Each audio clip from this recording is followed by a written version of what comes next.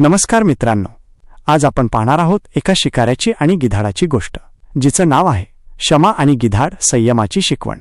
एका दाट जंगलात शमा नावाचा एक तरुण शिकारी राहत होता। तो खूप उत्साही होता, पण कधी कधी तो घाईघाईने निर्णय घ्यायचा।